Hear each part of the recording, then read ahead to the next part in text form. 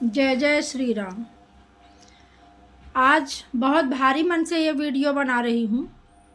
जैसा कि आप सबको पता है, नीट का पेपर लीक एक बड़ी बात जो है लोगों के सामने आई है, जबकि सच्चाई ये है कि कोई ऐसा पेपर नहीं है जो लीक ना हो रहा हो।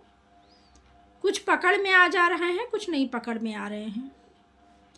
नीट की तैयारी लाखों बच्चे कितनी मेहनत से करते हैं, उनके माता पिता कितना पैसा खर्च करते हैं। कई बार बच्चे सफल नहीं होते हैं, डिप्रेशन के शिकार होते हैं या अन्य किसी कारणवश आत्महत्या कर लेते हैं। अभी जब जंतर मंतर पर पूरा युवा वर्ग बैठा है पिछले 20-22 दिनों से, सोनम वांगचुक के सपोर्ट में बहुत सारे माता पिता वहां पहुंचे हैं। आप सबको पता है, गोदी मीडिया इस तरह का एक भी खबर नहीं दिखा रही है, नहीं बता रही है।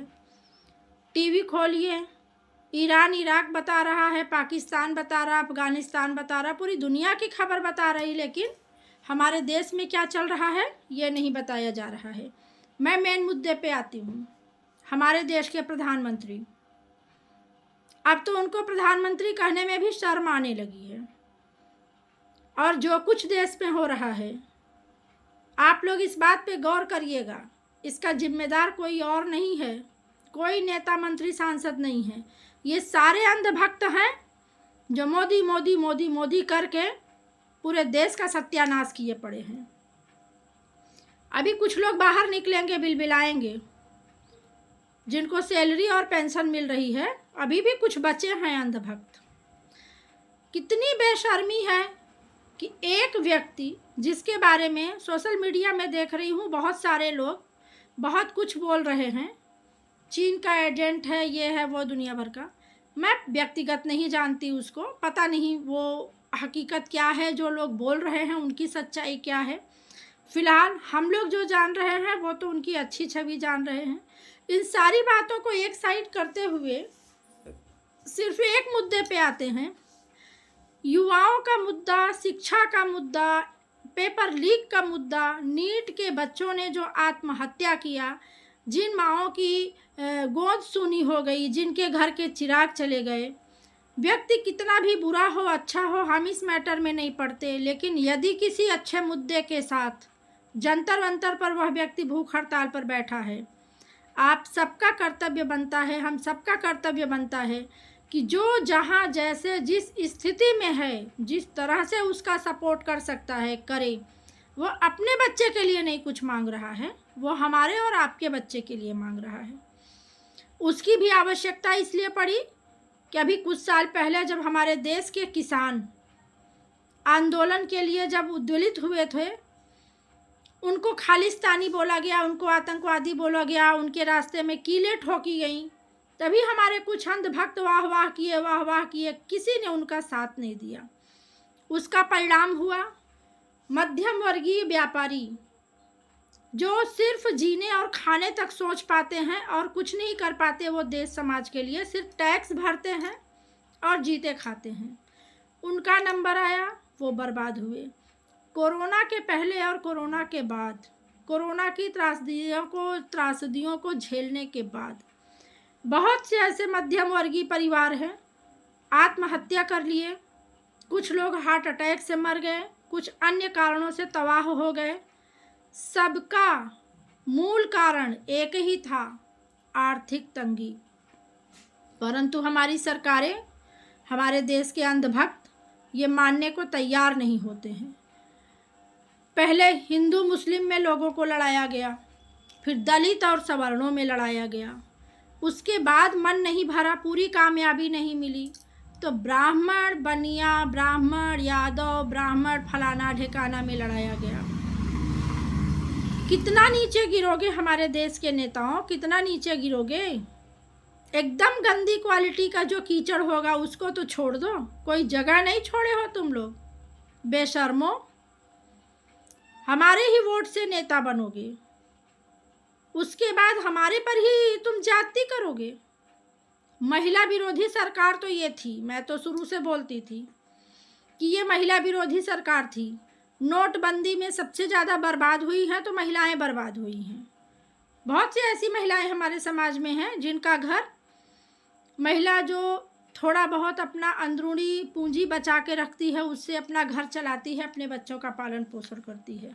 नोटबंदी में पैसे निकल गए, महिलाएं कंगाल हो गईं। गरीबों का हवाला दे के वोट लूटने वाली ये लुटेरी केंद्र सरकार जब राज्यों के चुनाव में जाएगी तो मोदी का चेहरा दिखाएगी, वोट बटोरेगी। जीतने के बाद जब राज्यों पर मुसीबतें आएंगी तो उसको बोला जाएगा कि ये केंद्र सरकार का मुद्दा नहीं है, तो राज्य सरकार का मुद्दा है। अब मैं असली मुद्दे पे आती हूँ, युवाओं के मुद्दों पे, नौजवानों के मुद्दों पे, छात्रों के मुद्दों पे। जितने पालक जंतर मंतर पर बच्चों के सपोर्ट में गए हैं वो सच में सराहना के पात्र हैं। जितने वहाँ गए हैं उन सबके बच्चे नीट की परीक्षा नहीं दिए हैं, लेकिन वो गए हैं। यदि आप लोगों ने ये थोड़ी सी जागरूकता किसान आंदोलन के समय दिखाई होती, आज शायद इतना विकराल रूप देखने को नहीं मिलता। जब किसानों को आतंकवादी खालिस्तानी बोला गया, हर व्यक्ति ये सोचा कि हमारा क्या जा रहा है, लेकिन नहीं, एक एक की बारी आएगी और आ चुकी है, आएगी नहीं, आ चुकी है। आज ये हालत हो गई है देश की कि जो युवा हमारे देश के भविष्य होते हैं, जिनको भविष्य में डॉक्टर, इंजीनियर और साइंटिस्ट बनना है, वो जंतर मंतर पर भूख हड़ताल में बैठे सोनम वांगचुक जी का सपोर्ट कर रहे हैं और अपने लिए लड़ रहे हैं। इतनी तानाशाही, इतनी बेशर्मी, इतनी तानाशाही हमारे देश के प्रधानमंत्री की। सबका साथ सबका विकास, यही है सबका साथ सबका विकास। एक धर्मेंद्र प्रधान शिक्षा मंत्री, उसके इस्तीफे के लिए इस तरह से देश के नवयुवकों को, देश के बच्चों को सड़कों पे आना पड़ा, जंतर मंतर पर आना पड़ा। फिर भी बेशर्मी, बेशर्मी की पराकाष्ठा। अंधभक्तों, अब जाग जाओ। आज तुम तलवे चाट रहे हो, तुम्हारी पीढ़ियां नहीं पलेंगी इससे, लेकिन इसका दुष्परिणाम तुम्हारी आने वाली पीढ़ियां भुगतेंगी। चाटुकारों में तुम्हारा नाम लिखा जाएगा, स्वर्ण अक्षरों में नहीं लिखा जाएगा, कोयले से लिखा जाएगा तुम्हारा नाम, बदतमीजों। मैं पुलिस फोर्स से कहना चाहती हूँ, दिल्ली पुलिस की जो वर्दीधारी हैं, कभी एक नौकरी के लिए तुम लोगों ने भी संघर्ष किया होगा।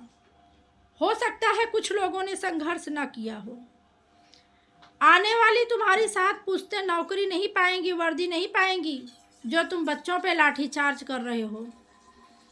बैरिकेड्स में करंट लगाया जा रहा है, बच्चों को करंट से छुआ के जो है उनको प्रताड़ित किया जा रहा है। माना कि सरकार का आदेश है, तुम्हारी नौकरी है। हर पुलिस वाला, हर प्रशासनिक अधिकारी इतना सक्षम नहीं होता कि वो नौकरी को त्याग दे और अपने परिवार का जीवन यापन करे, लेकिन नेताओं के साथ तुम्हारी भी मानवता मर गई है। तुम भूल गए हो सकता है तुम्हारे भी बच्चे आगे भविष्य में परीक्षाएं देंगे ही। तुम कितना कमा के रखोगे कि जो उनको कुछ नहीं करना पड़ेगा।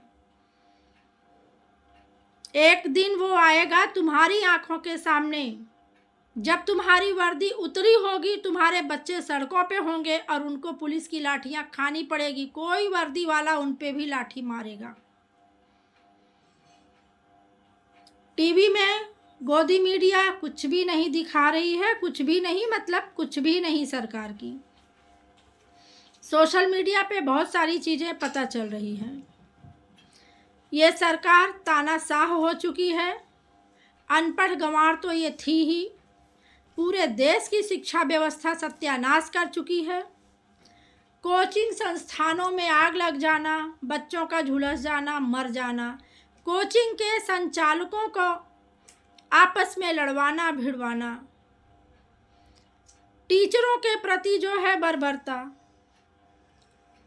मानना पड़ेगा, इस देश में एक मंत्री इतना ताकतवर है कि पूरी दुनिया को हिला देने वाला, पूरी दुनिया से सम्मान कचड़े जैसे बोरे में भर भर के समेटने वाला हमारा प्रधानमंत्री अपने ही एक शिक्षा मंत्री को सस्पेंड नहीं कर पा रहा है, इस्तीफा नहीं दे पा रहा है। आज दिल्ली की हालत बेहद खराब है। वो दिल्ली की हालत नहीं है, वो तुम लोगों का भविष्य है। मैं सभी चाटुकारों से, अंधभक्तों से बहुत विनम्र अपील कर रही हूँ, होश में आ जाओ, सही गलत को पहचानो। और जितने एमएलए एमपी बच्चों के मामले में अपना मुंह बंद करके बैठे हैं, चाहे वो किसी भी पार्टी के हों, सारी जनता को चाहिए कि आपने वोट देके उनको एमएलए एमपी बनाया है, आप अपने घरों से अच्छे मोटे डंडे निकालिए और जब दोबारा वो वोट मांगने आए कायदे से उनको दीजिए। अगला नंबर आपके घर के बच्चों का है, होगा, बचेगा कोई नहीं, बारी तो सबकी आएगी।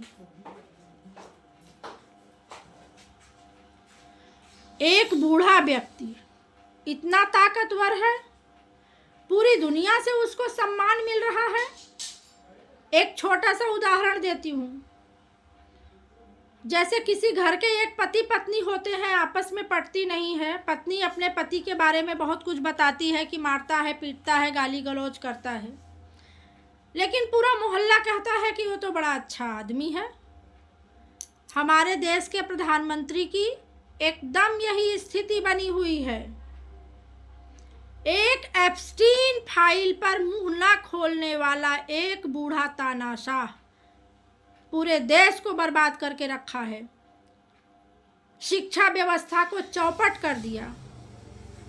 अभी अभी पता चला है कि शिक्षा मंत्रालय में आग लग गई है और उसी बिल्डिंग में आग लगी है जहां सारे डॉक्यूमेंट्स रखे हुए हैं। मोदी जी, थोड़ी शर्म बची हो तो शिक्षा मंत्री धर्मेंद्र प्रधान की इस्तीफा तो अब सेकेंडरी हो गई है, पहले तो तुम गद्दी छोड़ दो, बंद कर दो अपना विदेश दौरा, कपड़े बदल बदल के। बेशर्मी की कोई सीमा नहीं रह गई है भाई हमारे देश के नेताओं के लिए। 5 साल के लिए नेता बने हो, दोबारा बनोगे कि नहीं बनोगे? आने वाली पीढ़ियों को क्या जवाब दोगे, क्या मुंह दिखाओगे? जंतर मंतर पे बैठे उन बच्चों की बातें सुन लो और अपना भविष्य तय कर लो जिनके माँ बाप नेता हैं और वो बच्चे घर से भाग के आए हैं अपने हक की लड़ाई लड़ने के लिए, अपने देश की शिक्षा व्यवस्था को सुधारने के लिए। क्या ये वही भारत देश है जहाँ पर पढ़ाया जाता था, नेता हो तुम कल के भारत विशाल के, इस देश को रखना मेरे बच्चों संभाल के? अब इस पंक्ति को भी बदला जाएगा। अंधभक्त गाना शुरू करेंगे, इस देश को रखना मेरे बूढ़ों संभाल के। एक बूढ़ा व्यक्ति अच्छे अच्छे नेताओं को उम्र का हवाला देकर मार्गदर्शन के मंडल में डाल दिया। मार्गदर्शन उनसे लिया कितनी बार? कुल मिलाकर बोलने को बहुत कुछ है, आप सब जानते हैं। अपने ज़मीर को जिंदा रखिए, तलवे चाटना छोड़िए। किसी भी पार्टी के नेता हों जो शिक्षा के मुद्दे पर, महंगाई के मुद्दे पर, बच्चों के मुद्दे पर, युवाओं के मुद्दे पर, परीक्षाओं के मुद्दे पर, यूजीसी के मुद्दे पर अपनी जबान न खोलें, उनका घेराव करिए। वो वोट मांगने आए, उनको दौड़ा के भगाइए, इस तरह से भगाइए कि वो दौड़ के जाएं आपके दरवाजे से वापस। फिर भी कुछ अंधभक्त चाटुकार बचेंगे, उनका कोई इलाज नहीं है। आप लोग अपने बच्चों के भविष्य के बारे में सोचिए। ये मत सोचिए कि आज हमारा बच्चा नीट नहीं दे रहा है तो हमको क्या पड़ी है वहाँ जाने की। किसानों के आंदोलन में जिन लोगों ने ये सोचा था किसानों का साथ नहीं दिया था, आज उसकी भरपाई पूरा देश कर रहा है। और मैं बार बार ये बोलूँगी, हमारे देश के अंधभक्त इस देश को बर्बाद करने में अहम भूमिका निभा रहे हैं। नहीं तो एक बूढ़े प्रधानमंत्री की औकात धर्मेंद्र प्रधान जैसे शिक्षा मंत्री की हैसियत नहीं थी कि आज हमारे देश के युवा बारिश में सड़कों पर बैठ के लाठियां खाते। धन्यवाद।